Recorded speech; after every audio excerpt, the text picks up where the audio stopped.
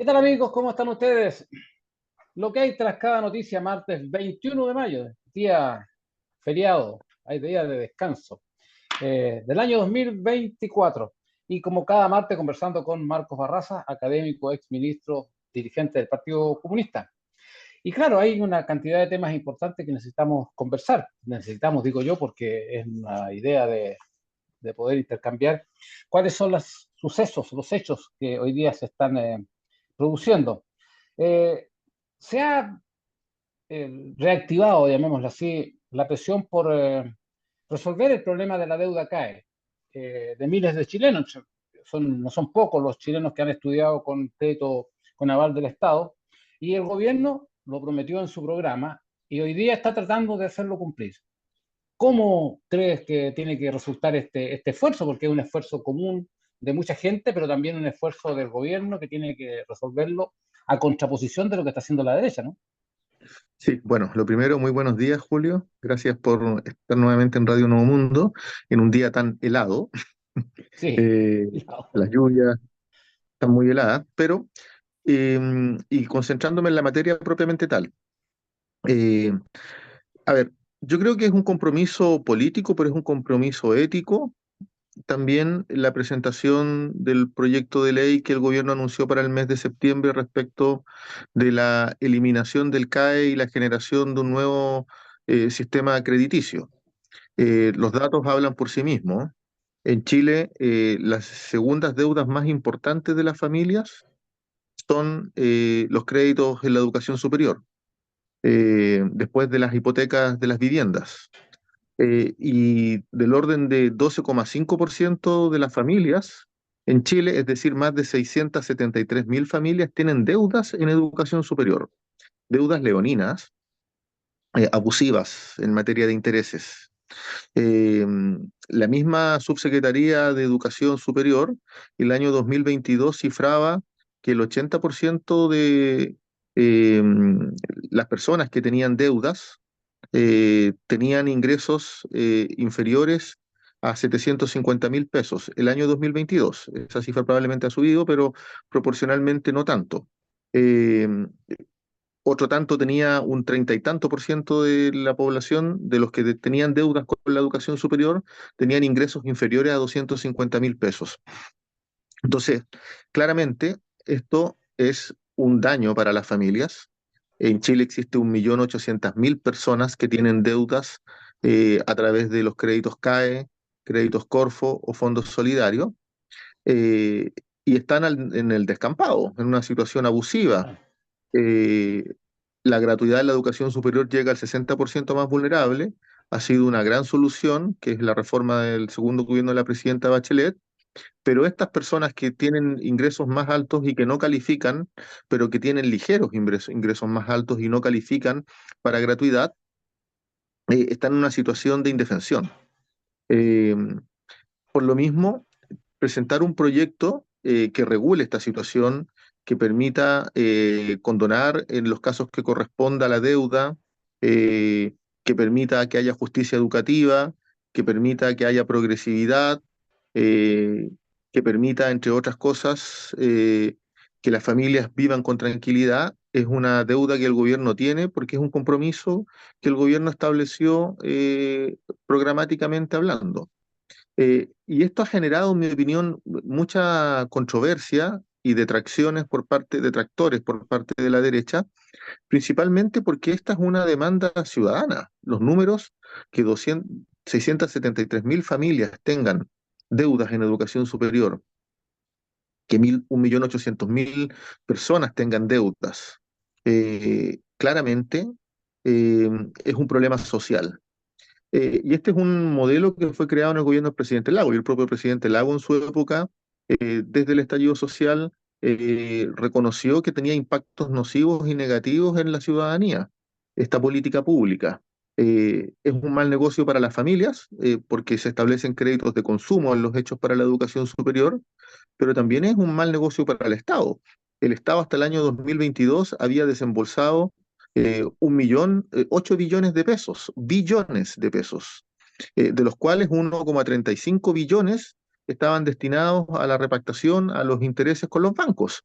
Entonces, es mucho el recurso, es una cuestión una fuente de ingresos muy lucrativa para la banca, pero claramente eh, no es un derecho para las familias y las pone en una posición de abuso. Por lo mismo, yo creo que el anuncio del gobierno es muy positivo, es un anuncio que se hace cargo de un problema social.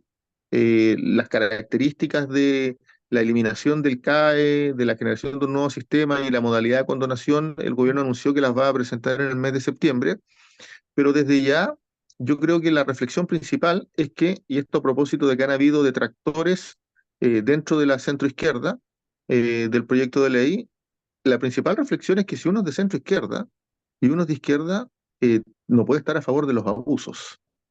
Y la política pública tiene que hacerse cargo de los abusos, tiene que corregirla. Ese es el enfoque transformador del gobierno del presidente Boric y ciertamente que creo que le da esperanza a muchas familias. Eh, Creo que la derecha está enconadamente en contra, básicamente porque la derecha sabe que esto conecta socialmente con miles de familias.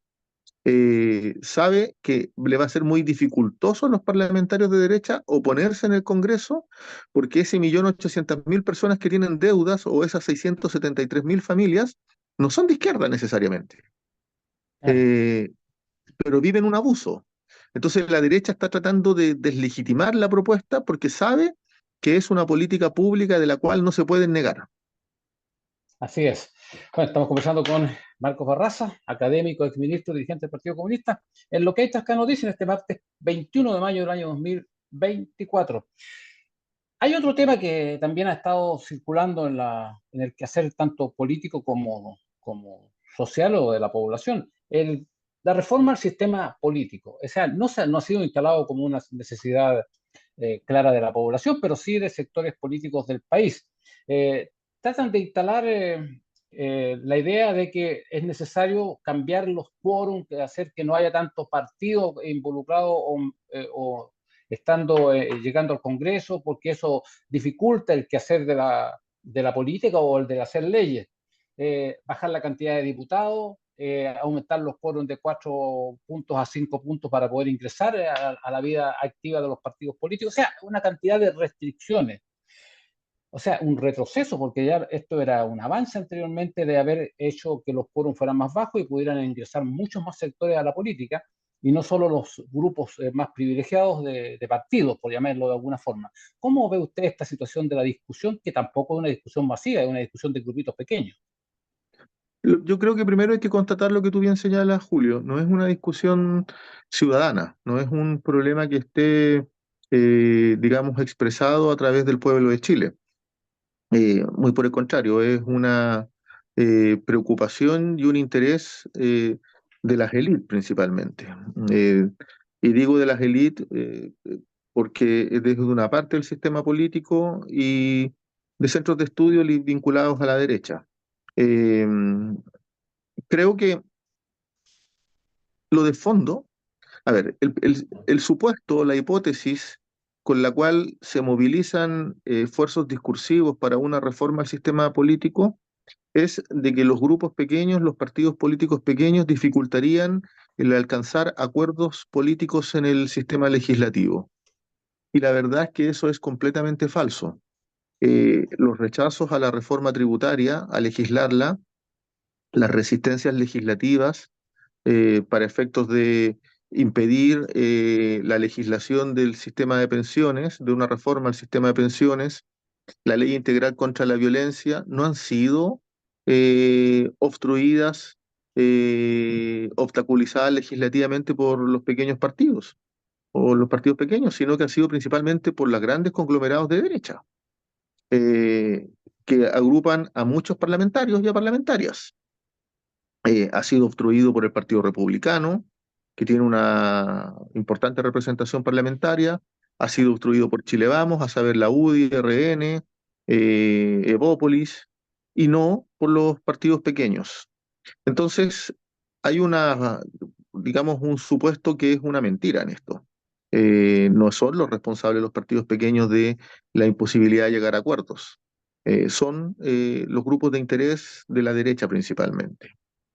pero lo que se quiere es limitar la capacidad de representación política, porque un debate sobre reforma de pensiones sería honesto si estuviesen en el centro, así como el porcentaje de legalidad de un partido o las sanciones para el discolaje de parlamentarios y parlamentarias, si también estuviéramos discutiendo sobre iniciativa popular de legislación, sobre mecanismos de participación democrático en el sistema legislativo, si estuviésemos discutiendo sobre derogación popular de ley, y no solo sobre un contenido o un aspecto, incluso de representación política de los pueblos originarios, que sigue siendo una deuda importante en la sociedad. Entonces, creo que eh, lo que se está hablando son de reglas, y reglas que son de interés de la derecha y no necesariamente de la representación popular. No se está hablando de una discusión integral sobre reforma al sistema político. Pero en segundo lugar, resulta, en mi opinión, inexplicable, ciudadanamente hablando, que primero se legisle una modificación al sistema político, es decir, para los propios incumbentes, y no que se legisle la reforma tributaria, que es lo que tiene obstruido el financiamiento para más viviendas, para el sistema de cuidado, para la pensión de garantía universal, el aumento a 250.000 pesos, es decir, las principales urgencias ciudadanas. Sería inexplicable, ciudadanamente hablando, que no se legislase sobre la reforma en pensiones y primero se legislase sobre el sistema político. Es decir, estamos hablando de una iniciativa que claramente no pone al centro las principales urgencias del país. Y los comunistas no es que nos neguemos a priori al debate, pero lo que hemos dicho, que es una cuestión central, que toda modificación al sistema político tiene que ser una modificación que agregue democracia, no que la disminuya, que sume democracia, no que la disminuya. Y esto es bien relevante porque la representación política, incluso de partidos pequeños, fortalece la democracia, la incluye, no la debilita. Poner quórum elevados de legalidad a un partido impide la generación de nuevas ideas y que se vayan institucionalizando. Entonces, claramente ahí nosotros tenemos reparos importantes. Así es, estamos conversando con Marcos Barraza, académico, exministro dirigente del Partido Comunista, en lo que hay tras cada noticia en este martes 21 de mayo. Eh, Marco, las próximas elecciones indudablemente son un hito importante, no solo porque se eligen alcaldes, concejales, gobernadores y alcaldesas y gobernadoras regionales. No sabemos todavía lo que pasa con las gobernadoras o gobernadores, si hay candidaturas de mujeres o no hay candidaturas de mujeres, si hay candidaturas, cuáles son las candidaturas además. Se está discutiendo, se está viendo. Pero una de las cosas que siempre preocupa es cómo se va a enfrentar las campañas, cuáles van a ser las consignas que se van a poner en discusión o que se le van a presentar a la opinión pública para que su voto sea más cercano. Eh, Escuché que el Partido Comunista hablaba de municipio para un buen vivir, una de las consignas, no sé si va a ser la consigna o no. Otra que podría ser más parecida a la que se usó en la campaña de elección de consejeros constitucionales, en la segunda parte, que es donde vota confiado, vota comunista. Una campaña. Entonces, ¿cuál es la idea? Cómo se construyen estas ideas que finalmente tendrán que ser las que lleven adelante los candidatos en su campaña, ¿no? O sea, en el caso de nosotros, del Partido Comunista, la consigna por regla general representa la aspiración del pueblo, el ideario que uno quiere transmitir y la generación de capacidades colectivas. Eso es muy importante. En Chile, desde el estallido social, se intensificó una discusión profunda respecto de lo que es derechos sociales y lo que es calidad de vida para el pueblo de Chile. Y creo que la idea por un buen vivir sintetiza la esencia de esa propuesta. Eh, Derechos sociales para la calidad de vida de las chilenas y de los chilenos. Eso es muy relevante. Una nueva dimensión sobre calidad de vida, eh, donde los derechos sociales se articulan unos con otros. Nosotros hemos hecho un planteamiento bien robusto contundente en materia de políticas de seguridad pública, porque entendemos que la seguridad pública es un derecho social habilitante de otros derechos. Si una persona está imposibilitada a propósito de la delincuencia, de ir en la mañana temprano al consultorio, se le está conculcando el derecho a la seguridad pública, pero también el derecho a la salud.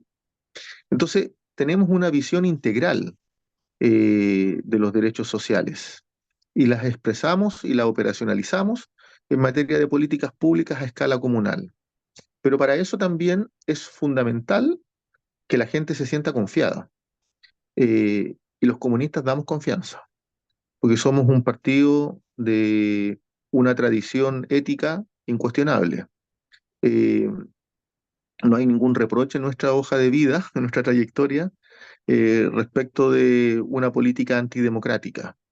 Eh, hemos sido el partido de la probidad y la transparencia, siempre. Somos un partido que pone al centro la dignidad de las personas, que valora al sujeto en tanto persona, la dignidad de las personas, la dignidad de las familias, la dignidad de las comunidades, y que reconocemos que que el Chile plural y diverso tiene múltiples expresiones de derechos. En consecuencia, eh, aspirar a un municipio por el buen vivir connota ese desafío, y confianza en los comunistas es por la trayectoria que tenemos. Somos un partido de una ética indiscutida. Comenzando con Marco Barraza, académico, exministro y dirigente del Partido Comunista, este martes 21 de mayo del año 2024, día feriado además, día de descanso, esperemos. ¿Se puede descansar o no? Yo creo que no. Es difícil, Es difícil desconectarse. es difícil desconectarse, efectivamente. Marco, usted fue ministro de Desarrollo Social durante el segundo gobierno de la presidenta Michelle Bachelet. Y a propósito de eso, se realizó un estudio global sobre el costo de la vida que abarcó a 39 países. Mostró que en Chile el 64% de la población declara tener dificultades para llegar a final de mes en el ámbito financiero. Eh, esta investigación hizo miles de entrevistas y en nuestro país fue desarrollada por una empresa activa, se llama, o en sociedad con la Worldwide Independent Network of Market Research. No tengo idea de lo que significa, pero no importa, da lo mismo, lo leí. Pero bueno, esa encuesta se ajusta un poco a lo que plantea la Central Unitaria de Trabajadores en el 1 de mayo, que dice que es necesario que Chile se resuelva el problema de un sueldo vital, vale decir, un sueldo que permita la vida y que alcance a las personas a vivir, a las familias a vivir. ¿Cómo se puede analizar una situación de este tipo que es indudablemente una necesidad, pero también es un clamor de las mayorías de nuestro país? Yo creo que es muy evidente que el alza en el costo de la vida es un elemento que impacta negativamente en las capacidades de consumo y de satisfacción de necesidades de las familias. Eh, Eso no obsta a reconocer de que hay un manejo macroeconómico por parte del gobierno que ha permitido, por ejemplo, que disminuya la canasta básica de alimentos en 1,8% el mes pasado, que es una disminución histórica. Sin embargo, el alza en el costo de la vida desde la pandemia en adelante sigue impactando negativamente en las familias. Eh, y dificultades para llegar a fin de mes son una realidad. Los presupuestos familiares están muy apretados. Eh, lo esperable, lo razonable, es que el mejoramiento de la economía desde los indicadores macroeconómicos, las expectativas de crecimiento para Chile son positivas. La derecha pensaba, o sea, la derecha tenía un discurso falaz de que iba a haber recesión económica, no la hubo. El crecimiento fue muy leve, 0,2, pero fue crecimiento. Pero las expectativas para el 2024 son de entre 2,5 y 2,7, tanto las expectativas del gobierno como del Banco Central e incluso de organismos internacionales de carácter neoliberal como el Fondo Monetario Internacional. Ahora, eh, pero lo esperable, y yo creo que es la esencia del discurso de la CUT, es que esos indicadores positivos en la esfera macroeconómica tengan réplica en la esfera microeconómica. y la esfera microeconómica tiene que ver con los salarios. Hay que reconocer que en este gobierno se está alcanzando un sueldo mínimo de 500.000 pesos, que era una aspiración de la CUT histórica. Ahora en el mes de julio, se alcanzan los 500.000 pesos, es decir, en lo que va del gobierno del presidente Boris se creció de 350.000 a 500.000 pesos el salario, y eso impacta directamente en 900.000 personas, en consecuencia en 900.000 familias que tienen el salario mínimo. Pero las expectativas y los desafíos tienen que ir creciendo. Yo en eso suscribo el planteamiento de la CUT de que el salario mínimo debiese elevarse a 630.000 pesos. Y tiene que abrirse una conversación entre el gobierno, entre los trabajadores, las trabajadoras, que permita ir mejorando las condiciones de vida, que permita que los salarios aumenten. Eh, y los salarios bajos no tienen que ver exclusivamente con las micros o medianas empresas, sino que también con esas micros y medianas empresas que les prestan servicio a las grandes empresas. Entonces, es un problema también de las grandes empresas, porque las grandes empresas Claro. contratan a las pequeñas y a las medianas. Entonces, creo que la expectativa de la CUT es muy legítima, es necesaria. Incrementar el salario mínimo aumenta la capacidad de consumo, economía guiada por productividad. Los salarios permiten acceder a bienes y servicios que de otra manera no se podrían acceder, y la política pública tiene que sostenerse en buenos salarios. Entonces, yo creo que, y en esto me conecto inmediatamente con la cuenta pública del presidente de la República el 1 de junio, lo esperable es que hayan anuncios que permitan fortalecer las economías de las familias. Eso es muy relevante. Las economías de las familias son clave, porque ahí es donde se juega la calidad de vida de las personas. Así es, efectivamente. Bueno, se espera, y también esas expectativas de discurso del presidente del 1 de junio es también una espera de que la gente para anuncios que vayan en beneficio de las mayorías, que es una cuestión absolutamente importante. O sea, esta esperanza de que haya en relación a los sueldos y salarios una noticia buena, también tiene que ver con la seguridad y con todo eso que también está afectando al país, ¿no? Sí, sí, sin duda. Hay un problema de seguridad pública que es real. Eh, hay manifestaciones del crimen organizado que agobian la tranquilidad de las personas, pero también es cierto que este gobierno ha sido el gobierno que más avances ha mostrado en protección y en seguridad pública. Son más de 50 proyectos de ley que ya no son proyectos, que son leyes. El de inteligencia económica, entre otros. Se está legislando el Ministerio de la Seguridad Pública. eh, se están, Se han mejorado las capacidades de ingreso de los propios carabineros. El bono de asignación de riesgo creció y no había crecido en 10 años. Eh, Hay una seguridad pública que ha logrado, una política en seguridad pública que ha logrado quebrar la curva de homicidios que iba al alza y empezaron a disminuir, un -6%. Eh, Hay proyectos de ley que son iniciativas del gobierno que toman buenas prácticas. Por ejemplo, la creación de la mesa jurídico-policial a escala comunal, que es una creación del municipio de Santiago y la alcaldesa Gracie Hasler, que ahora es proyecto de ley aprobado en primera instancia por la Cámara de Diputados y pasa al Senado. Son proyectos de ley que emergen de experiencias virtuosas como la de la comuna de Santiago, liderado por Gracie Hasler. Eh, Ahora, lo importante es situar esa política pública también en el marco de una mirada más global. Y la mirada global, en mi opinión, es que eh, la cuenta pública que va a dar el presidente Boric se da, en mi opinión, en el marco de una recuperación y estabilización del país del desastre que dejó el gobierno del presidente Piñera. Eh, el país con una inflación de 14 puntos llegó a estar, hoy día está en 3,5. Eh, un país donde el alza de homicidios en la curva de delito iba al alza, se están disminuyendo. eh, eh, o sea, los controles migratorios para personas ingresos irregulares se han mejorado. En definitiva, hay una política pública inserta en una dimensión global que tiene que ser además ahora fortalecida en el plano de las políticas sociales. Yo creo que ese es el desafío. la seguridad pública, el control de la delincuencia, eh, las políticas preventivas en materia de seguridad tienen que ir de la mano con políticas sociales. Por eso es tan importante los anuncios que haga el presidente Boric el 1 de junio. Así es, sí. A propósito de desastre, Marco Barraza, académico, ex ministro, dirigente del Partido Comunista, conversando con lo que hay tras acá en Noticias Radio Nuevo Mundo. A propósito de desastres del gobierno de Piñera, también hay un desastre que se acusa de la alcaldía de Alessandria en el municipio de Santiago.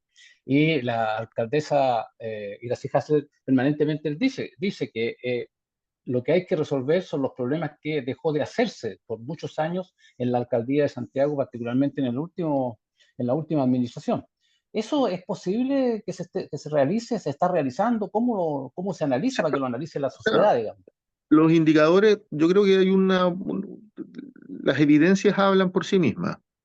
El periodo más alto de delitos contra la propiedad, delitos contra las personas, de incivilidades en el gobierno del alcalde Alessandri, de RN, de Renovación Nacional. Es decir, hace entre el 2020 y el 2021. Eh, y eso se ha ido revirtiendo. Han disminuido las incivilidades, han disminuido los delitos de connotación grave a las personas y a la propiedad, con una política preventiva en seguridad pública intensísima. Eh, Creo que la inversión en seguridad pública ha sido muy elevada en el periodo de la alcaldesa Iracy Hasler. Las políticas preventivas tienen efecto, el casco histórico está seguro, está limpio, está ordenado. Eh, pero también ha habido una política intensiva en materia de luminarias que generan seguridad en las personas en las noches y también en el retiro de basuras. Y ahí quiero detenerme un momento. La Municipalidad de Santiago retira al día 600 toneladas de basura, todos los días. En el gobierno de Alessandri no se compró ni un solo camión de basura, ni un solo camión. En el periodo de la alcaldesa Gracie Hasler, que aún no concluye, y que esperamos permita dar paso a una reelección, eh, ya se han adquirido 11 camiones que están funcionando nuevos y se están adquiriendo 26 que van a llegar en los próximos meses. Es un presupuesto gigantesco para la calidad de vida, porque una comuna limpia y ordenada es una comuna también vivible y que también permite calidad de vida. Y en eso hay conciencia por parte del municipio de Santiago, bajo la conducción eh, de la alcaldesa Gracie Hasler, que está recuperando Santiago del desastre de Alessandria. A propósito de eso mismo, uno de los posibles candidatos de la derecha en la Comuna de Santiago, porque han pasado varios, han desfilado como media docena más o menos de postulantes, acuñó una frase que realmente es bastante grosera, dice que la alcaldesa lo ha hecho como las pelotas.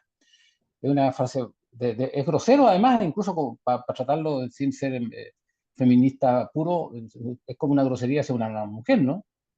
Es una falta de respeto, es una vulgaridad y responde al espíritu de la derecha.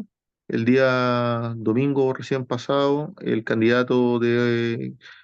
ex candidato presidencial, José Antonio Kast, trató al presidente de travesti político. Eh, un insulto que no se condice ni con la forma ni con el fondo, pero Ah, que es la retórica de odio por parte de la derecha. Pues bien, yo creo que uno de los tantos candidatos de la derecha desborde lo que está haciendo es dar examen de confianza hacia los republicanos, porque claramente son corrientes distintas dentro de la derecha, pero responden al mismo patrón de exclusión. claro. Parece ser que por ahí va el asunto, porque efectivamente la grosería no solo la grosería, de verdad, es la violencia con que se enfrentan las Es campañas por violento, parte es de... grosero, es falto de respeto, no se condice con una verbalización que sea respetuosa, incluso del adversario. Claro, Es vulgar lo que digo. así es. Marco Barraza, queremos agradecerle que, a pesar de ser festivo, usted esté por supuesto, conectado con Nuevo Mundo y realizando este espacio que siempre nos ayuda a entender mejor tanto la política como el quehacer social de nuestro país. Así que le agradecemos. Soy yo el agradecido, Julio, de estar siempre en Radio Nuevo Mundo. Me gusta mucho y un saludo a todas, a todos las y los radioescuchas de Radio Nuevo Mundo. Un abrazo y nos vemos el próximo martes. Por cierto, el próximo martes nos vemos y le agradecemos que haya estado con nosotros y a nuestros auditores le decimos quédense en la sintonía de Nuevo Mundo. Vienen temas que a usted siempre le interesa escuchar. Hasta la próxima, que esté bien. Hasta pronto. Chao, chao, chao, Chao. chao.